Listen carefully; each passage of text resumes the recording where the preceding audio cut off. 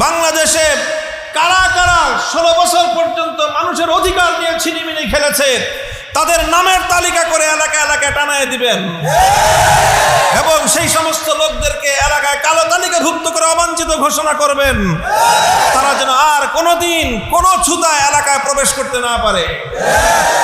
তাদের সকলকে আইনের হাতে সোপর্দ করে বিচারের মাধ্যমে তাদেরকে সঠিকভাবে শায়েস্তা করতে হবে।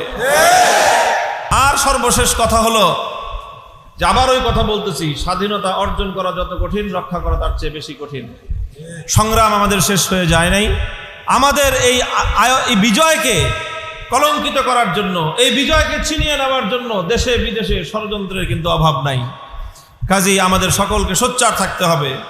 ফ্যাসিবাদী এই শক্তি, অত্যাচারী শক্তি বিগত 16 বছরে কারা কারা, কোন নেতা, মাঝারি নেতা, পাতি নেতা, কারা কারা জুলুম এবং অত্যাচারের সাথে সংশ্লিষ্ট ছিল তাদের নামের তালিকা করে করে তারা যেন আর কোনোদিন আমাদের এই দেশের রাজনীতিতে পুনর্বাসিত হতে না পারে, তাদের বিরুদ্ধে পাড়ায় পাড়ায় প্রতিরোধ গড়ে তুলতে হবে। গ্রামে গ্রামে প্রতিরোধ বাহিনী গঠন করে ওই পরাজিত জালিম শক্তিকে রুখে দিতে হবে। সর্বদলীয় সংগ্রাম পরিষদ করবেন, প্রতিরোধ সংগ্রাম পরিষদ গঠন করে বাংলাদেশে কারা কারা 16 বছর পর্যন্ত মানুষের অধিকার নিয়ে ছিনিমিনি খেলেছে তাদের নামের তালিকা করে এলাকায় এলাকায় টানায় দিবেন এবং সেই সমস্ত লোকদেরকে এলাকায় কালো তালিকাভুক্ত করে অবাঞ্ছিত ঘোষণা করবেন, তারা যেন আর কোনোদিন কোনো ছুতা এলাকায় প্রবেশ করতে না পারে। তাদের সকলকে আইনের হাতে সোপর্দ করে বিচারের মাধ্যমে তাদেরকে সঠিকভাবে শায়েস্তা করতে হবে।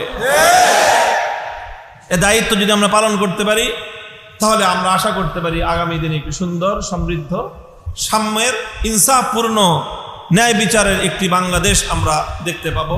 আল্লাহ পাক রব্বুল আলামিন আমাদেরকে সেই বাংলাদেশ দেখার তৌফিক দান করুন।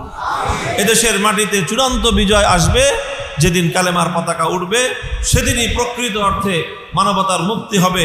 এর আগ পর্যন্ত পূর্ণাঙ্গ মুক্তি সম্ভব নয়। ওয়া আখিরু দাওয়ানা আলহামদুলিল্লাহি রাব্বিল আলামিন।